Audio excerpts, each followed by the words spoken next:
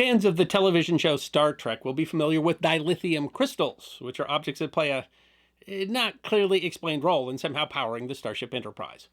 Certainly, the Pentagon's Office of Strategic Capabilities was making a nod to the science fiction series when in 2019 they posted a request for information on a government website for potential contractors for a program that the Army Times said had been dubbed Project Dilithium. In brief, the request was for contractors to provide information on how they might supply the Army with a less than 40-ton mobile nuclear reactor. Or in other words, the Army was asking for a tiny nuclear power plant that they could use to power their remote bases like dilithium powers the Enterprise. But if the term Project Dilithium sounds like it is talking about technology of the future, maybe it's actually an homage to the past. Because in the same era that the television series Star Trek was originally airing on television, the Army was already working on the predecessor to Project Dilithium. The Army's little-known Army Nuclear Power Project deserves to be remembered. On August 6, 1945, President Harry Truman issued a statement that startled the world. It began, 16 hours ago, an American airplane dropped one bomb on Hiroshima, an important Japanese Army base. That bomb had more power than 20,000 tons of TNT, had more than 2,000 times the blast power of the British Grand Slam, which is the largest bomb ever yet used in the history of warfare. The purpose of his statement was not just to announce that the U.S. had used an atomic weapon on Japan, but to compel Japan to surrender. He said chillingly to the leaders of Japan, "If they do not now accept our terms, they may expect a rain of ruin from the air, the like of which has never been seen on this earth." But towards the end of the statement, Truman briefly focused on the effect that the new technology might have on a post-war world. He wrote, "The fact that we can release atomic energy ushers in a new era in man's understanding of nature's forces. Atomic energy may, in the future, supplement the power that now comes from coal, oil, and falling water." It is not surprising, given the scope of the war that the bomb was supposed to end, that some assume that the first use of such power would go to the military. In his 1990 work, The Army's Nuclear Power Program, The Evolution of a Support Agency, military historian Lawrence Swede notes, "With the war over, many officers in the armed services believed that economic considerations dictated that the military would utilize nuclear power to generate electricity before any commercial application. If the military was going to take the lead, the service most well-suited would seem to have been the Army. The Army Corps of Engineers had directed the Manhattan Project. As the Corps of Engineers website explains, the infrastructure the Army created, both in terms of facilities and personnel, constituted the bulk of the nation's nuclear expertise." But the website continues, although the Manhattan Project leadership was aware of the possibility of using nuclear fission to generate electricity, the post-war Army was focused on developing and safeguarding the nation's nuclear arsenal. In fact, it was the Navy that would take the lead in developing nuclear energy, beginning a program to develop nuclear submarines in 1948. The application to naval vessels made sense, as nuclear power would not only solve complex issues of fuel supply, but naval vessels offered a ready platform to carry a reactor. The first nuclear submarine, USS Nautilus, was 320 feet long and displaced 4,000 tons, submerged. As there were no 300-foot vehicles on land, application for the Army was somewhat more complex. But the Army retained an interest in developing nuclear power, especially after Major General Kenneth Nichols, who had been deputy director of the Manhattan Project, became chief of the Army Office of Research and Development in 1952. Swede writes, "Once settled in his new position, Nichols quickly took steps to explore the prospects for the Army of utilizing nuclear energy to produce heat and electricity."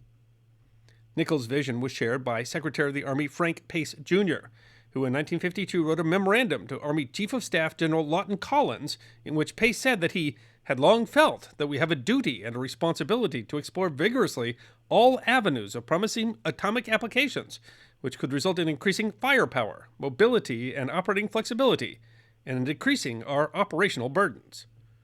Through the efforts of Nichols and Pace, the Army established a program under the auspices of the Corps of Engineers. A 1967 U.S. Army report explained, "In 1954, the Secretary of Defense designated the Department of the Army as the cognizant agency of the Department of Defense in developing nuclear power plants to supply heat and electricity at remote and relatively inaccessible military installations. The U.S. Army Chief of Engineers, in turn, was assigned responsibility for the establishment and direction of the Army Nuclear Power Program, or ANPP. As the 1954 Atomic Energy Act had placed research and development on atomic power in the hands of a civilian agency, the Atomic Energy Commission, the project would be jointly administered. The website of the U.S. Army Corps of Engineers explains, established in 1954, the Army Nuclear Power Program was a joint effort between the U.S. Army Corps of Engineers and the Atomic Energy Commission to develop nuclear power plants for military use. The Corps of Engineers' goal was to develop small, rugged, and transportable nuclear plants that could provide both heat and electricity at remote military installations. The first task was to create a prototype reactor that could both be used as a proof of concept and to train personnel. The Chicago Tribune wrote in August 1954, "A small atomic power plant that could be airlifted piecemeal to a remote Arctic military base to provide heat and electricity would be built at Fort Belvoir, Virginia, 15 miles down the Potomac River from the capital." The Tribune reported that the Army, last of the services to get into atomic power studies, asked for bids from 33 firms to design and build a 1,700 kilowatt atomic power plant. The Corps website explains that although the goal of the Army's program was to use nuclear power at remote sites with harsh climates, the Corps built its first reactor at Fort Belvoir because of its proximity to the U.S. Army Engineer Research and Development Laboratories, with their cadre of nuclear engineering experts. The Tribune reported that the experimental plant is expected to provide the experience the Army needs to build similar atomic power units at bases in Alaska, Greenland, and other remote areas where coal and oil fuels are costly. While the Navy and Air Force programs were designed around developing propulsion for military vehicles, the goal of a nuclear-powered Air Force bomber would eventually be abandoned. The new Army reactor was different, the Tribune reports. Dr. Lawrence Hafstad, Atomic Energy Commission Director of Engineering, said the Army's atomic power plant will mark the beginning of the peacetime use of atomic energy for power and heat. The new reactor would be named SM-1 for Stationary Medium Reactor Prototype Number 1. Because of its small size, the plant would use highly enriched uranium, with the Tribune noting that 1 pound of uranium fuel amounting to a cubic inch has the equivalent heat value of 1,300 tons of coal. The Tribune quoted Colonel James B. Lampert, chief of the ANPP, that the Army and the AEC have worked out a preliminary concept for the atomic plant, but added that the contractor will have to show his ingenuity in designing a better plant. The contractor chosen was the American Locomotive Company of Schenectady, New York, whose bid was slightly over $2 million. Research for the reactor design was done by the AEC at their Oak Ridge National Laboratory. The Corps website brags that despite having no experience building a nuclear reactor, the Army and its contractor completed SM-1 in only 18 months, using standard Corps of Engineers contracting and management procedures. The website explains that the SM-1 was a single-loop, 10-megawatt thermal pressurized water reactor delivering a net 1,750 kilowatts of electrical power. It was the first nuclear power reactor to provide electricity to a commercial power grid in the United States. The SM-1 was a success, achieving criticality in April 1957, and the reactor would be used to train hundreds of reactor personnel. The Corps website explains that the success of SM-1 prompted the Corps in 1958 to greatly expand the Army nuclear power program, taking on more responsibilities to include research, experiments, design, engineering, and plant operator training for all service branches. The SM-1 was built to test the idea of a modular reactor, one that could be delivered in parts to remote bases. The first test of the modular part would be the SM-1A, based on the SM-1 and built in central Alaska at the Fort Greely Military Reservation, approximately 100 miles southeast of Fairbanks and 225 miles northeast of Anchorage. A March 2021 edition of the Polar Journal explains that because of its remote location, Fort Greely was selected as one of the first U.S. military posts to have a compact nuclear power reactor to generate heat and electricity under the auspices of the Army Nuclear Power Program. Construction began in 1958 and was completed in 1962, with first criticality achieved on 13 March 1962.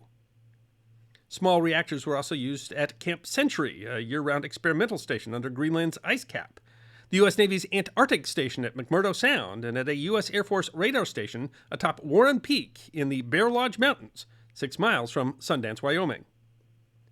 But the risks were demonstrated with another experimental prototype, the SL-1, or Stationary Low Power Reactor Number 1. was a 3-megawatt boiling water reactor built at the National Reactor Testing Station in Idaho, where the reactor for the Nautilus had been developed. The East Idaho News wrote in 2022, Idaho was one of the places where the sole focus of nuclear research and testing was, and remains today, on energy generation and not on weapons development. SL-1, an experimental boiling water reactor designed to conduct research for the U.S. Army, was one of several reactors on the National Reactor Testing Station. The SL-1 was designed to test a small nuclear reactor that could be used to power remote sites along the Distant Early Warning Line, a series of stations operated by the United States and Canada, intended to provide early warning of a Soviet nuclear strike.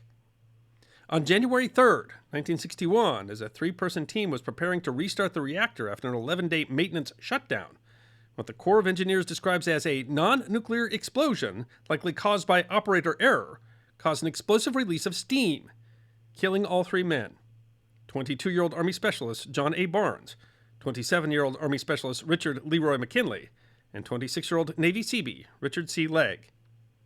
It was the only nuclear-related accident of the ANPP, and their deaths are the only in U.S. history directly caused by a nuclear reactor accident. The ANPP produced another innovative example of a mobile reactor with the MH-1A, or Mobile High Power Reactor. Since the reactor was larger, the MH-1A was able to use low-enriched uranium in a 45-megawatt single-loop pressurized reactor, housed on a modified World War II Victory ship. The SS Charles H. Cudgel was modified, adding an entirely new, wider midsection and having its propulsion systems removed by the Alabama Dry Dock and Shipbuilding Company. The barge was then fitted with a reactor built by Martin Marietta, creating the world's first floating nuclear power station.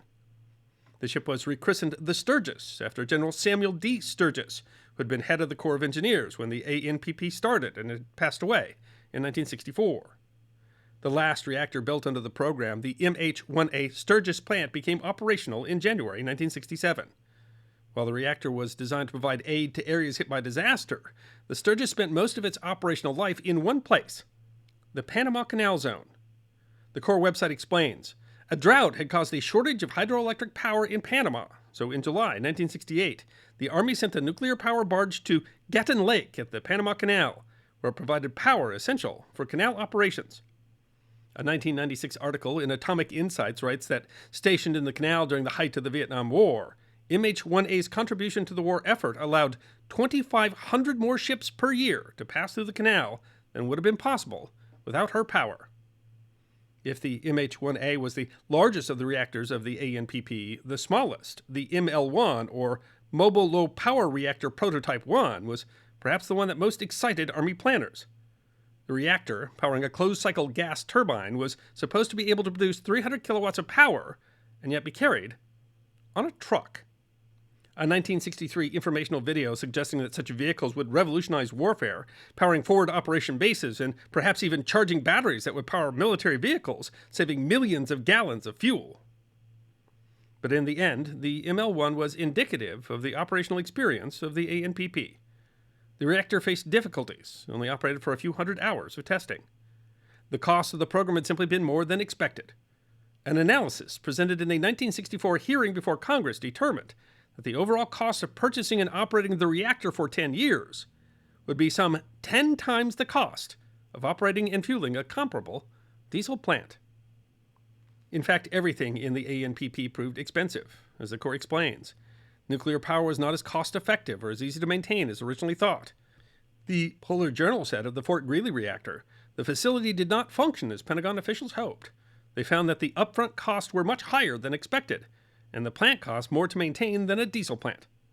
The Fort Greely reactor was shut down and replaced after just 10 years of operation. The station at McMurdo Sound also operated for nearly a decade. The Sundance, Wyoming station operated for 8 years until the radar station was closed. The reactor in Greenland only operated for a single year before the station was converted from year-round to summer only, rendering the reactor unnecessary. The original reactor at Fort Belvoir ceased operation in 1973. The MH-1A Sturgis was the last reactor still operating, as its role was difficult to replace. But the Corps writes, in 1976, the Army deemed the cost of maintenance and upgrades unjustifiable. Despite representing a number of nuclear firsts, the ANPP was effectively terminated in 1977. The Corps writes, Technology and the nation's strategic priorities changed dramatically over the 2 decades that the ANPP was in existence. The advent of intercontinental ballistic missiles, advances in aircraft design, and the deployment of other modern weapons, and the country's involvement in Vietnam altered the Army's budgetary priorities. Today, the Army nuclear power program is nearly forgotten, though in its time it developed cutting-edge technology of the nuclear age. The Army Corps of Engineers insists that the Army was able to take financial risk on unproven designs that allowed them to develop experience in reactor design and safety procedures that the private sector could not, and thus, they argue, the ANPP played a critical role in the field of civilian power generation. But the ANPP also left a legacy of expensive projects to decommission its reactors, some of which were still being decommissioned 50 years after they ceased operations. Decommissioning the Sturgis alone is said to have cost some $65 million. And today, with Project Dilithium, the Army is asking if with newer and more reliable technology, is it worth their time and money to again consider designing and deploying microreactors. And the experience of the ANPP is almost certainly going to play a central role in the coming debate over our nuclear future. I hope you enjoyed watching this episode of The History Guy, and if you did, please feel free to like and subscribe and share The History Guy with your friends. And if you also believe that history deserves to be remembered, then you can support The History Guy as a member on YouTube, a supporter on our community and locals, or as a patron on Patreon. You can also check out our great merchandise shop or book a special message from The History Guy on Cameo.